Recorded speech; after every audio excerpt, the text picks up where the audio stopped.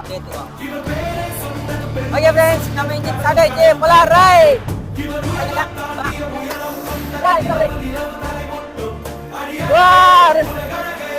அருமையா போகுது.